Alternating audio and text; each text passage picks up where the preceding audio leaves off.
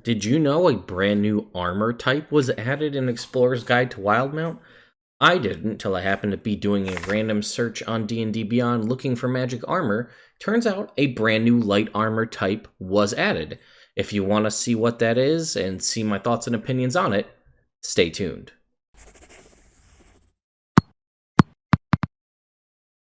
What's going on, folks? Ted from Nerd Immersion here, and let's just jump right into D&D Beyond and take a look at it.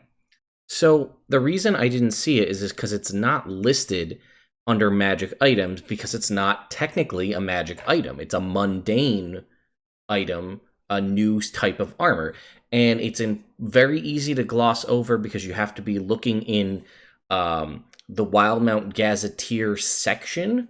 You need to be looking under the Zemni Field section. And then from there, even further, you got to be looking in the Pride's Call section within there to see it. So there are multiple levels, and if you are not getting this book to read it for the lore and planning to run a campaign in the region, then that kind of makes some sense, right? If you're only in it for the crunchy stuff, the races, the classes, the magic items, then you would never see this. And again, it's not any place super noticeable, but if you go into the Zemni Field section, you can see there's Pride's Call, and there's information all about this here. So it's loosely alluded to up here in the section Squeezing Silk from a Stone, and talks about how they have fist-sized silkworms that produce abnormally thin and incredibly resilient strands. So if you jump down, there's a little green box here. Pride Silk. The hardy silk, unique to the region, has been a point of pride for the locals. When processed and woven properly, the resulting cloth is pride silk, an extremely flexible material with the durability of tanned leather. Pride silk has become a favorite cloth for use on military ship sails, war banners, and other utilitarian applications, but has also gained popularity in affluent circles. High-end clothing made from pride silk is both fashionable and protective, leading many nobles and wealthy merchants to seek full outfits and formal gowns made from it, or made with it. The tailors skilled enough to create such outfits are few and far between, so while pride silk might be expensive as a raw material, outfits made out of the cloth are prohibitively expensive for most common folk. And then you can see right here at the end, 1 square yard of pride silk weighs 1 pound and costs 100 gold pieces. An outfit made out of pride silk weighs 4 pounds and costs 500 gold pieces. If you aren't wearing armor, your base armor class is 11 plus your dexterity modifier while wearing it. So if you read that right there, it sounds like this is something that anybody can wear regardless of armor class. So when I clicked, so here it is right here under the adventuring gear. But when you check the Pride Silk outfit in the like as an armor type, it comes up as light armor. So I'm not sure, because when you read the actual base text here where it comes from, it doesn't sound like it's armor, which is exciting because that means that classes like, say, a sorcerer or a wizard who don't normally have access to armor could choose to wear this and get a slight improvement in their armor class without having to do something like spending a slot on mage armor. Granted, it's only the equivalency of leather armor, right? So it's not going to be as good as, say, studded leather armor. But we do know that studded leather armor is 100% a light armor type.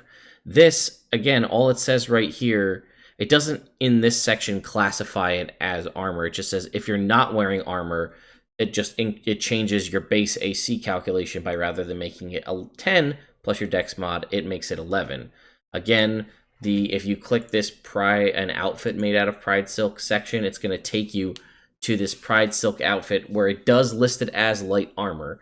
And as such, that makes it pretty much fundamentally the same as leather armor, but obviously it's significantly more expensive.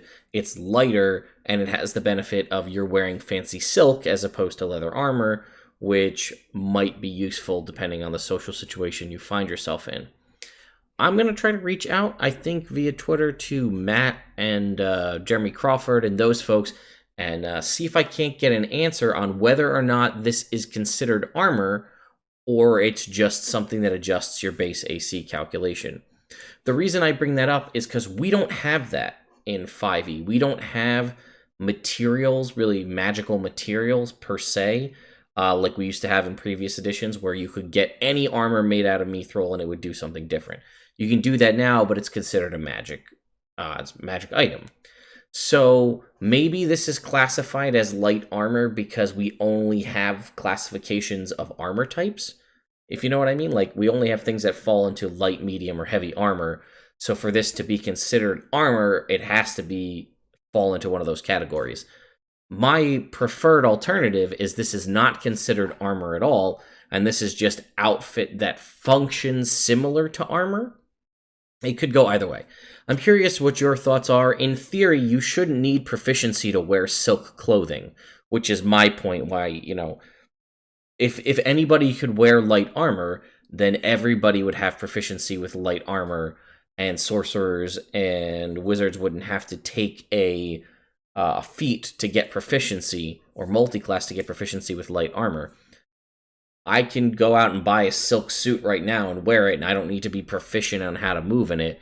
So that would be my argument why it shouldn't be. But let me know what your thoughts are in the comments down below. This was something unique, and it caught me off guard, so I thought I'd bring it up to you guys. Yes, I look like a complete disaster.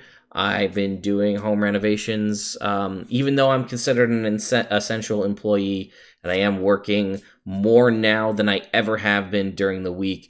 I am still trying to make some time for myself, and home renovations and woodworking projects are things that I enjoy doing.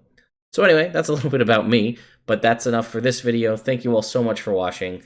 Do the things with the bells and the subscriptions and all that. It really does help the channel, and if you made it this far, I truly do appreciate you. Staying till the end of the video does help the YouTuber out. Thank you all so much for watching. I'll see you next time.